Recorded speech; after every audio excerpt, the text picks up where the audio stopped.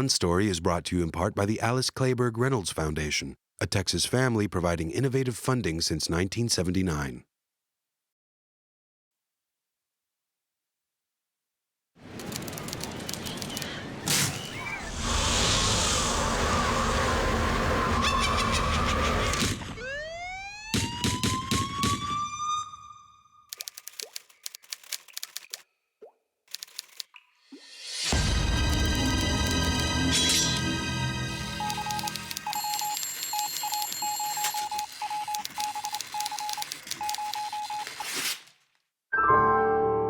On Story, presented by Austin Film Festival, a look inside the creative process from today's leading writers and directors.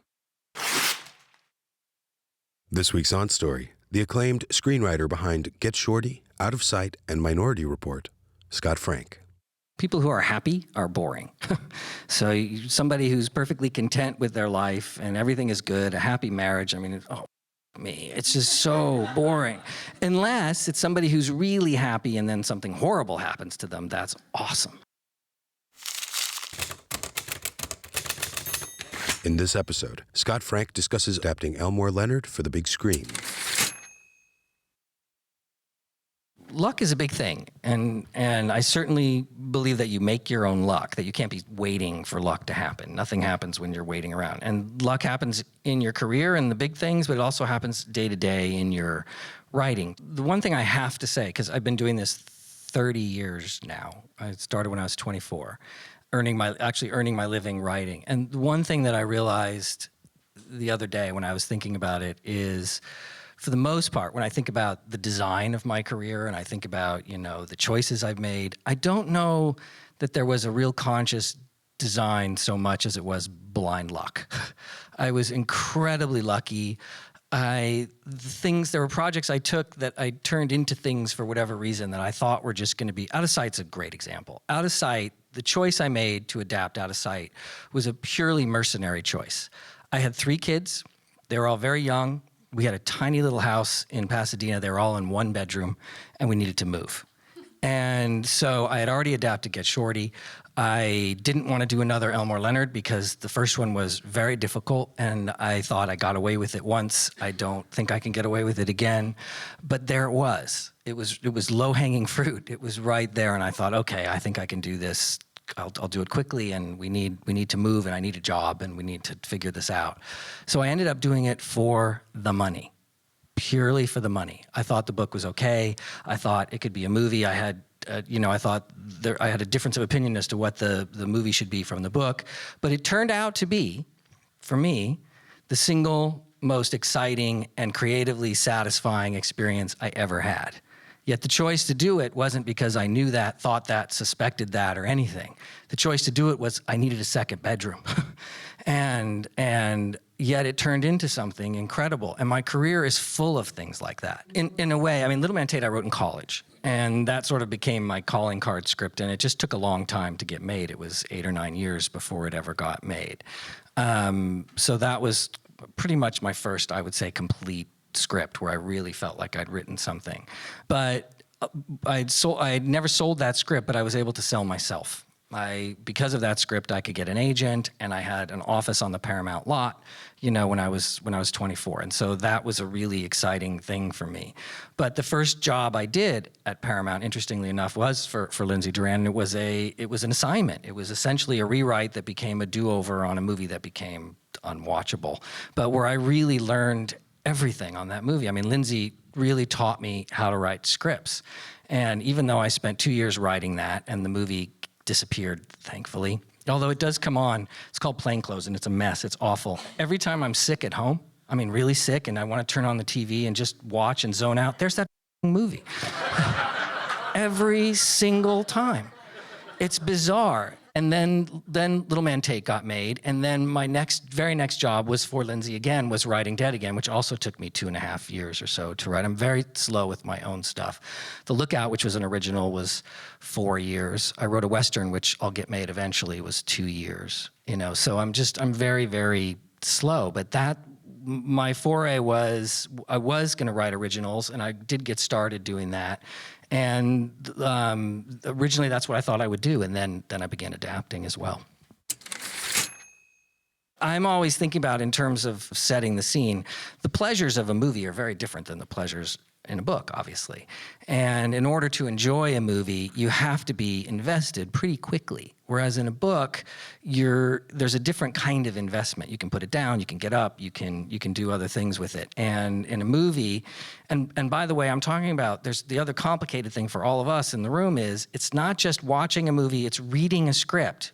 We're also writing for people who are reading the script. So our writing is also a factor, which we'll talk about separately.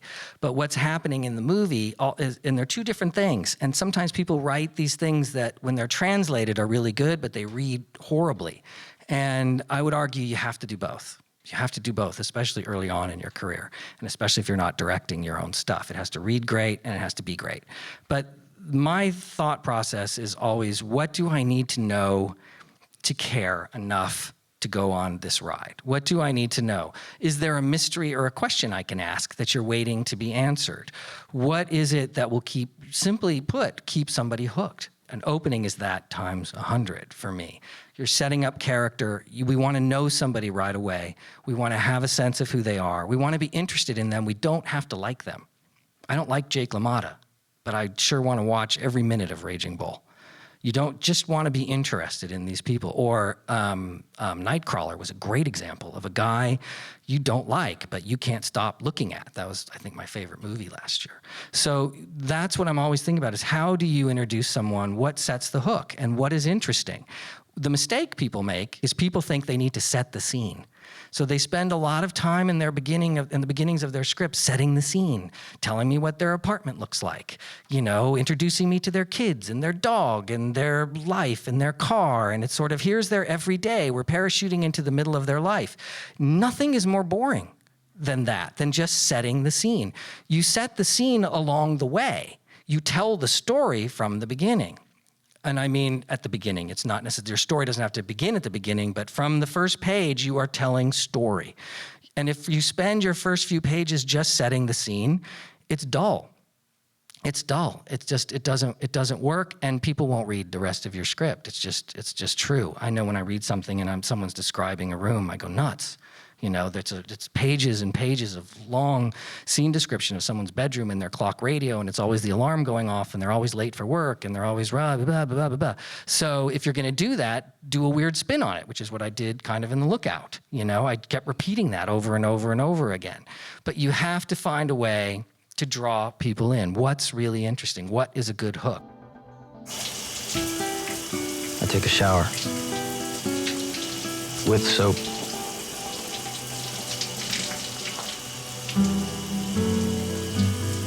And then I shave. Sometimes I cry for no reason. But I'm getting a handle on it.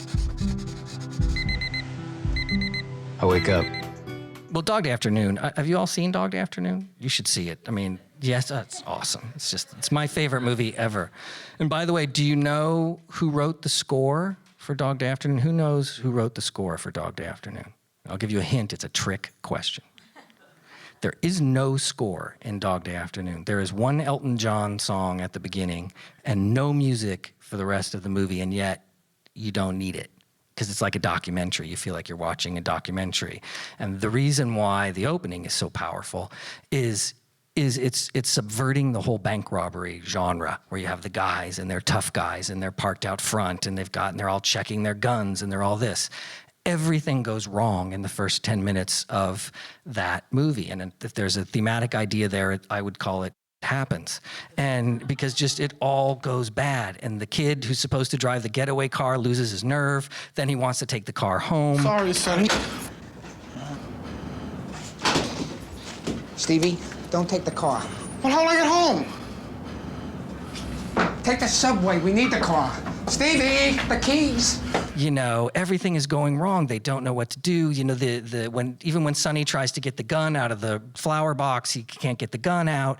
You love these guys. They're breaking the law. They're bank robbers. You love them. You just want them to get away with whatever they're going to get away with. And it's super important because the big twist in that movie that comes halfway, the reason why he's robbing the bank, you have to still love him when you get to that part. And this is 1972. you know, when we weren't talking about stuff like that in 1972 or 74, I think it was.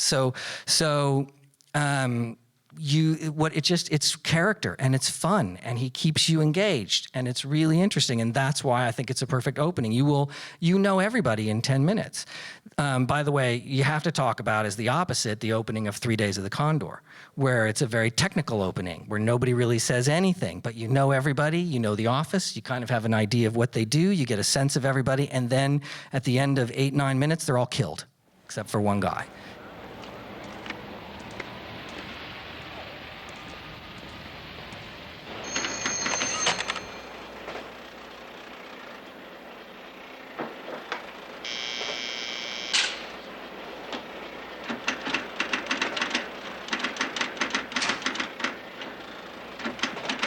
Jennings in the back. He'll sign for it. Just... Leave me alone. Out of sight, I just wanted you to be charmed and like this guy again. It was sort of the reverse of Dog Day Afternoon in a weird way, because it was very quiet. He walked into the bank. He had a very quiet conversation. I think Elmore Leonard based Jack Foley on Willie Sutton, who was a very polite bank robber, would just walk in and say, if you don't do this, everybody here's just going to die. But do me a favor and give me all the money. Can I help you, sir? Rita, you see the man talking to your bank manager has his case open? Oh, that's Mr. Gwendon, one of our assistant managers. Our manager is Mr. Schoen, but he's not in today. But you see the man with the briefcase? Yes? That's my partner. He has a gun in there. If you don't do exactly what I tell you, or if you give me any kind of a problem at all, I'm going to look over at my partner, and he's going to shoot your Mr. Gwendon between the eyes.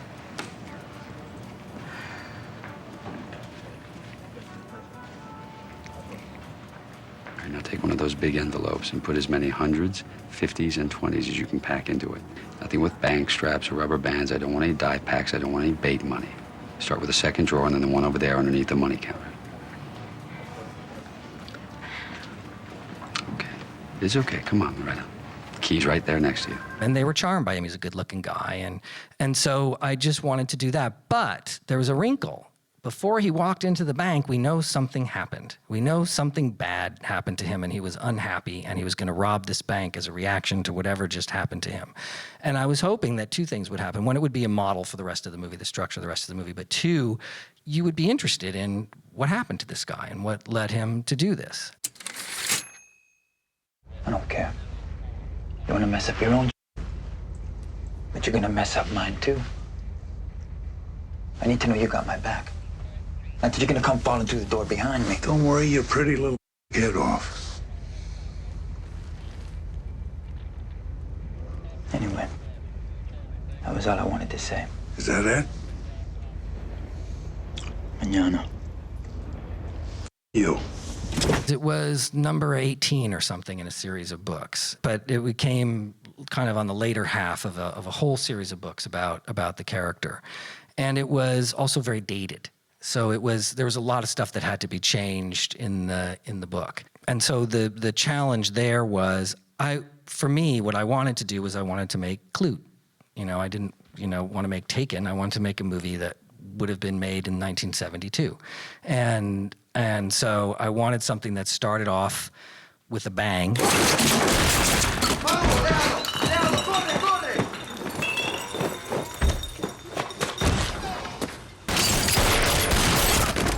You saw this man and you kind of got one sense of him, and I thought what would be really interesting would be the contrast between the guy you met in the first 5 minutes and then the guy you meet after the credits. Very different man in terms of how he looks, how he lives his life. I thought, okay, I want to see what happened. I thought that would be very interesting. And in fact, the opening scene, which is based on something in a different book in the series. It wasn't even in the book. It was just something that was mentioned in another book, and I stole it. Hey, Matt. It's me, Peter. No, Peter Cristo. Oh, Peter. Hi. Do I know you, Peter? Yeah, I led a meeting a few weeks ago. No, I'm a painter. Got hooked on smack in art school. Oh, yeah, you're the guy who did the Jackson Pollock number on the wall of the John with the blood from your... Syringe. Yeah. But again, you're now interested in this guy, because for me, the plots are always secondary. You don't want to be frustrated by the plot, and you want to have satisfaction from a mystery, certainly. But at the same time, what keeps us watching is the same thing that really keeps you watching television, is character. It's character, character, character. So for me, I'm always thinking about, I just want you to care about this guy. I just want you to like him or her in any way I can get you there, so by the end, you have some kind of emotional feeling, even if it's a dark, dark story. It's tricky because I want the author to like me, but I don't want them to help me. And by the way, Elmore Leonard would say, go do whatever you want to do. You know, Charles Willeford wasn't alive, thankfully, so that helped. Larry Block, it's a movie. I expect it to be a completely different thing than the book. Go do what you want to do. And sometimes I'll send them the script and I'll ask for help, or I'll call them up and I will talk about it. But most of the time, I need to make the book my own or I can't write it.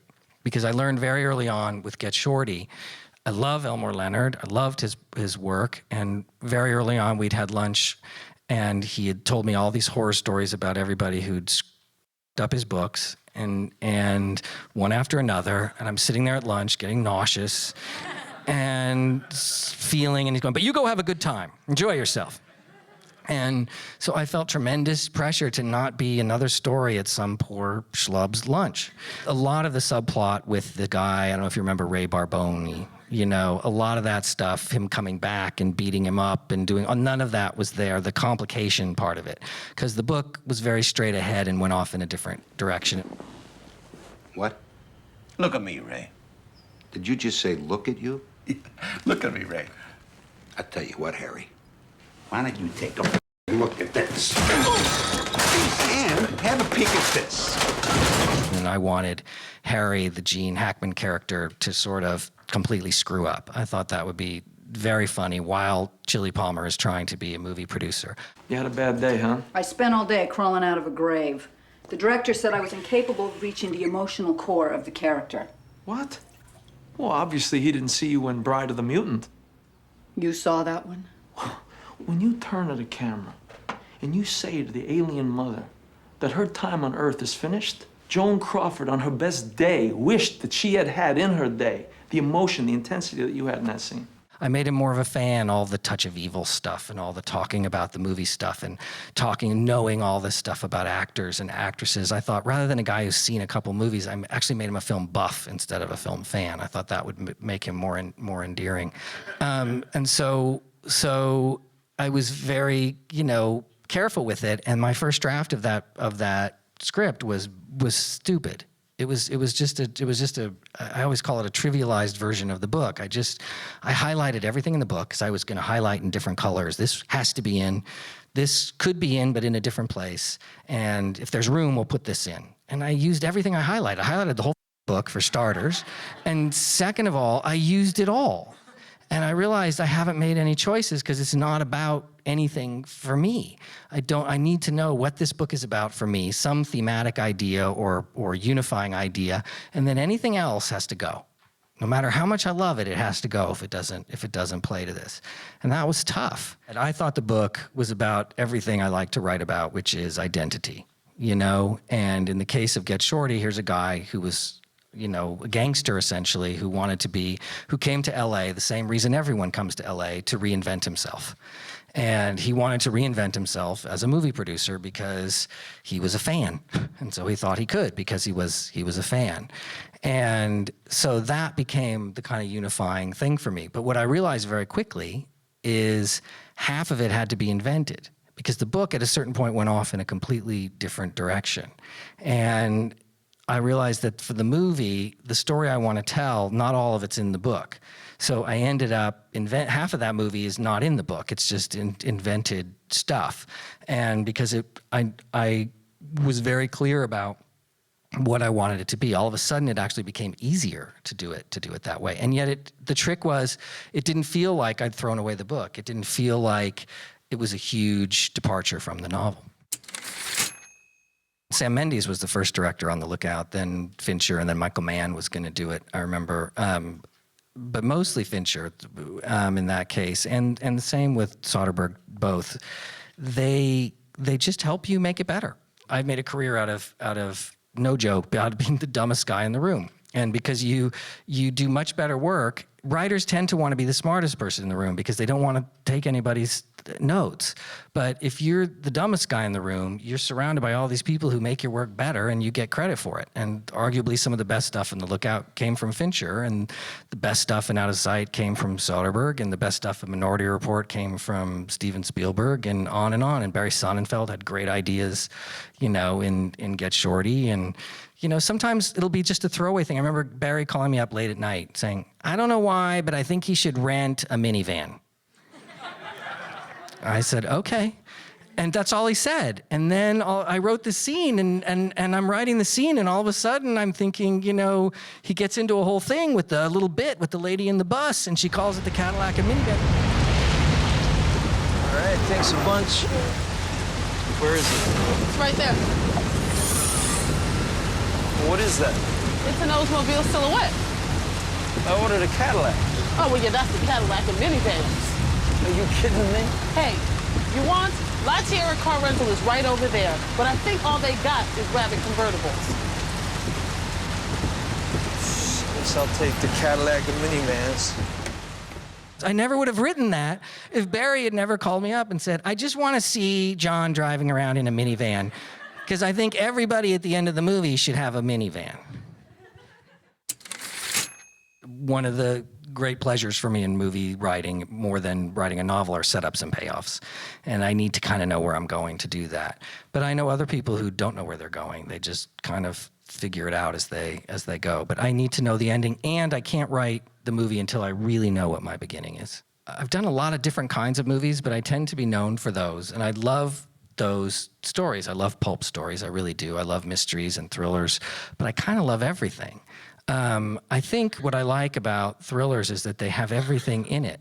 They have humor, they can be sexy, they can be emotional, they can be scary, violent, action. I think a good thriller has a little bit of everything, and I really like that. I have a really boring life, as you could have probably gathered from a few comments I've made, and I like it that way. And my childhood wasn't particularly fascinating, but I had a great imagination, and I'm very curious, and I have weird friends, and I collect weird people, and I just like that. And so I like people in crisis. I think also good stories are about people in some form of extremis. I think you have to think that way. And I don't know what it is, but identity is a big thing for me, because we are constantly either reinventing ourselves or reassuring ourselves as to who we are, or questioning ourselves. We only show a small portion of ourselves to the world. There's this whole bit of stuff going on inside us all the time. And who we are is a fascinating thing for story. And like I said, in Get Shorty, a guy who wants to reinvent himself and just is bored and wants to do something. But in Out of Sight, it's about the road not taken. If I wasn't a bank robber, I could have had this life. In Minority Report, you have a guy who lost his son, and he becomes this fascistic leader of this horrible thing in order to go make up for all that guilt of what he was before. And so he turns himself into that. Owen Wilson doesn't want to be, even in Marley and Me, the doggy movie, he doesn't want to be a father into this. He's resisting all of that. And I like, in The Interpreter, she's a diplomat. She was a violent rebel in Africa, and now she's reinvented herself around the idea of diplomacy, and it doesn't hold.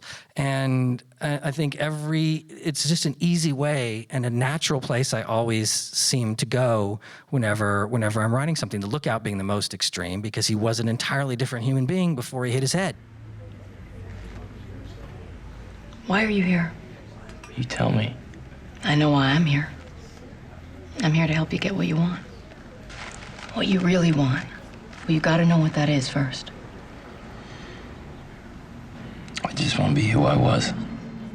The tragedy of knowing who you once were and being unable to get back there, I think that's just always rich story stuff. It just happens to be my thing where I always go. And I don't know that I can link it to anything other than it's a natural human way of questioning ourselves. You've been watching a conversation with screenwriter Scott Frank on OnStory. For more OnStory, check out our free podcast at onstory.tv or search the iTunes store, and get the book today, OnStory, Screenwriters and Their Craft, on Amazon.